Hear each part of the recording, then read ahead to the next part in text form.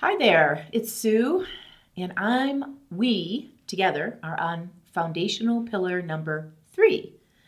And this one is another real basic foundation that we need to incorporate every single day. Can you guess what it is? It's exercise, movement, daily movement. When I was researching this topic, this is actually my background. I come from years and years of being a professional fitness person. But the professionals now, the doctors, the scientists, the exercise physiologists, actually don't use the term exercise anymore. They use daily movement or daily activity. And this is another great big topic because it's variable for everyone. So what is it that you need? What is it that you're wanting in your daily movement or daily activity world? It's different for all of us. What I will say is if you are interested in just keeping a healthy status in your body, keeping your body humming along, making sure your cells are happy, making sure you have pretty good energy, then the activity that you choose can be more sort of day-to-day activity, like walking. Walking can be considered a really good activity for a person that's sedentary, that just wants to get moving a little bit. That's really different than the person who wants to tone their muscles. That's really different from the person who wants to run for a marathon. So they're just variables, and what is it that you need to identify with? What is it that you need? And we all know that exercise is important. This is something we've had sort of drilled into us since I think the 70s. That's when I started with exercise. And first it was cardiovascular fitness, running, walking, keeping our heart healthy. And then it was more daily functional fitness. How do we get up and down? How do we put boxes in the closet? How do we pick up our grandchildren? And then it also can be, I want to be really fit. I want to be strong. I want to build muscle. I want to hike to the top of the mountain.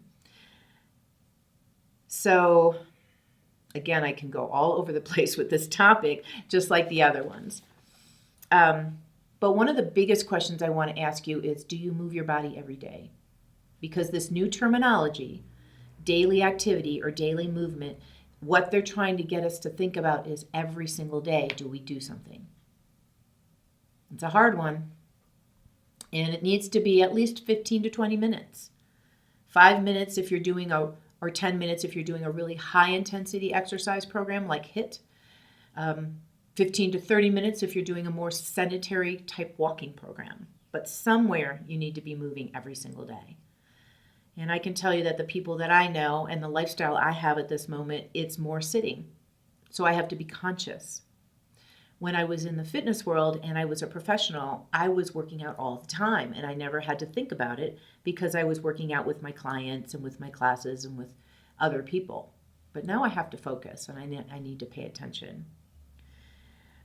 We need to have sustained energy throughout the day, and we know that exercise, if we do it daily, over time, builds consistency and this energy, the sustained energy that we all want.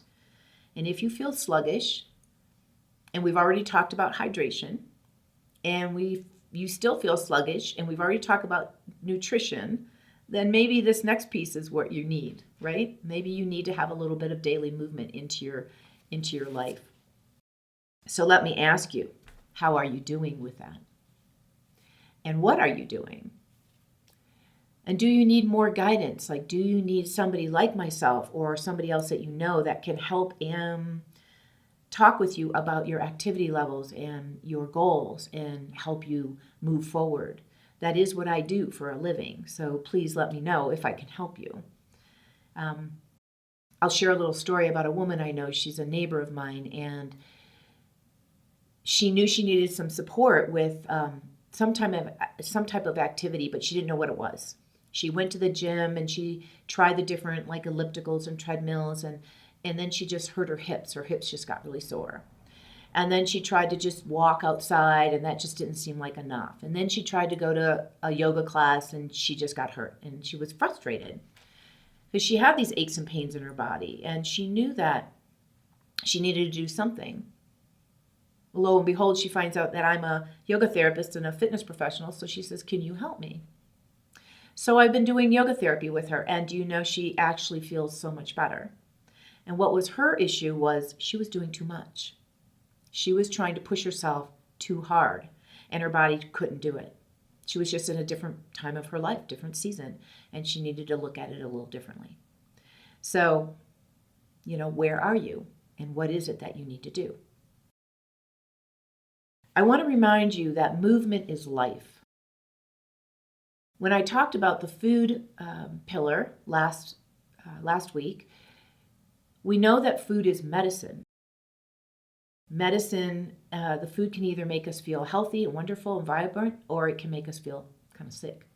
So movement is very similar in that way.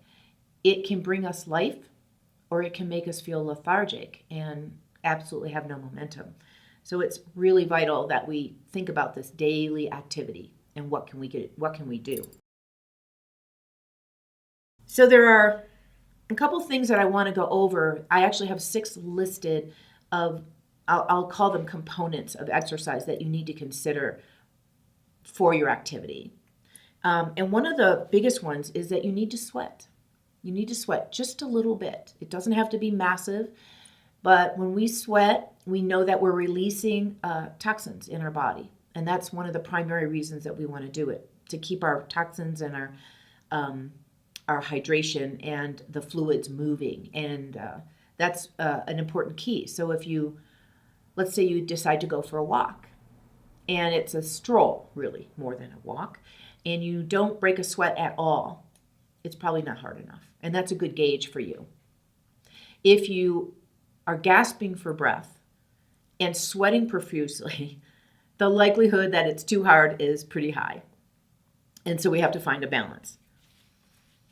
The second thing is you want to move your muscles, and you want to ultimately try to build a little bit of muscle. And then this is where you need a little guidance. Like maybe you need a trainer, or maybe you need to go to the gym, or maybe you just need to know how to do push-ups. But we do need to build our muscles, because we know muscles are they're like a gigantic organ. All of our muscles are like a gigantic organ. And when we contract them and when we build them, they actually release chemistry and hormones that support our brain and support our endocrine system. And so that's an important piece to remember. And especially as we age, we tend not to do the muscle thing because we think, oh, we don't need to do that, and I don't want to get bulky. Well, you won't get bulky. You'll just build a little bit of strength so that you can lift up the grandchildren and put the boxes up in the closet and maybe take a walk when your legs don't get exhausted. So thinking about muscles is another key component. The third thing I want you to think about is your own physical desire, what you want to have happen, and then your own personal limitations. Because what if your knees are really uncomfortable and then you go out and start walking every day, and that only makes it worse? Well, that's just going to discourage you. Or what if you're already tired in the middle of the day, but that's the only time you go out to exercise, and you just get exhausted, and then you get frustrated.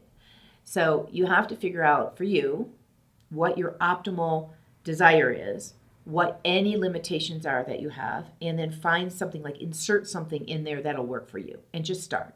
Just start with something. Remember, daily habits over time really do make a big difference. Which brings me to the next thing. Start slow and build up. Have you ever made a recipe and you're putting all the ingredients in, and then all of a sudden you jumped in too much of something? Well, you can't really take that away. Now you're stuck with too much of something, and you either have to toss the whole thing out or rediscover the whole recipe. Well, it's similar like that with exercise.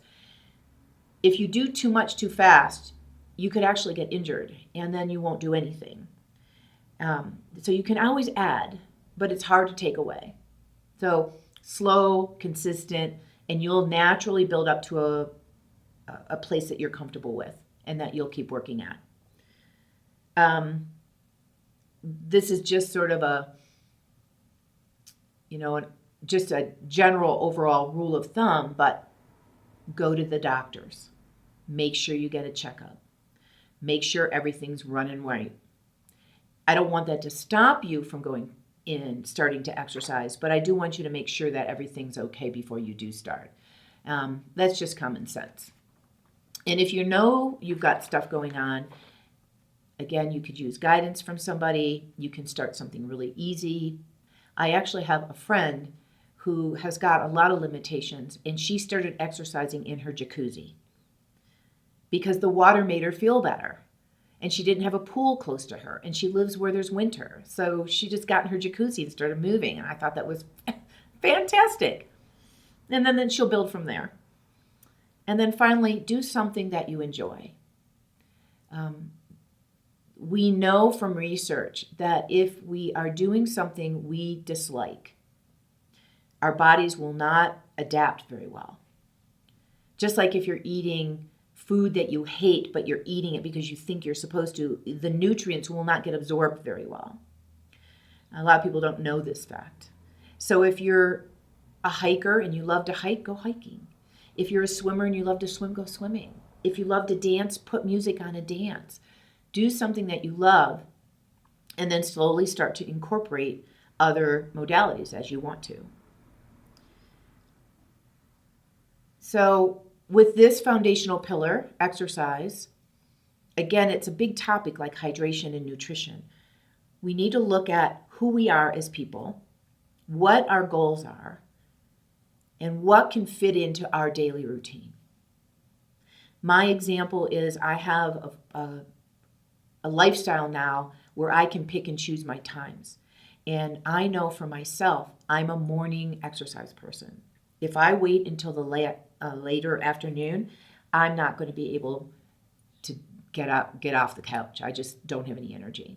So I know that if I'm going to do something optimal for me, I have to do it in the morning. You might be the opposite. You might be somebody who likes to move in the late afternoon and gives them energy for the day, for the evening. And that's absolutely fine too. So find something that works for you. Use your own, what we call perceived exertion for monitoring your level of intensity. So someone said, well, how do I know if I'm doing it too hard? Well, you're breathing super hard where you can't catch your breath. You're sweating profusely. Your muscles are screaming at you. Your heart is pounding through your chest. All of those are symptoms of too much. But you do need to breathe a little harder, and you do need to sweat a little bit, and you need to be a little bit out of your comfort zone in order for your body to respond. Otherwise, if you just keep doing the same thing over and over, nothing else will change. And I used to use this analogy with runners when I worked with runners. They would run at the same cadence and the same pace and the same length and the same route every single day, and then they'd wonder why they never got any faster. Because their body got used to what they were doing and there was no more challenge. So we have to do a little bit different, a little bit better, more intensity each and every time we do something so that our body has this rhythm of change and it doesn't know what to expect, and it'll adapt, and then you'll get stronger. And it is very true that as we age, we lose our fitness level very quickly. That should not make you despair. It's just a fact of living in a human body. And so we just need to be more conscious. That's all. And so I'll leave you with that. More conscientious. Go with your desires and what you love to do. Fit in daily activity every single day. Do a little bit and work up. And you will find that you have more energy, more vitality, more get up and go than you've had in a long time. So thanks for listening to this video. I look forward to talking to you next week when we talk about stress. Have a great day.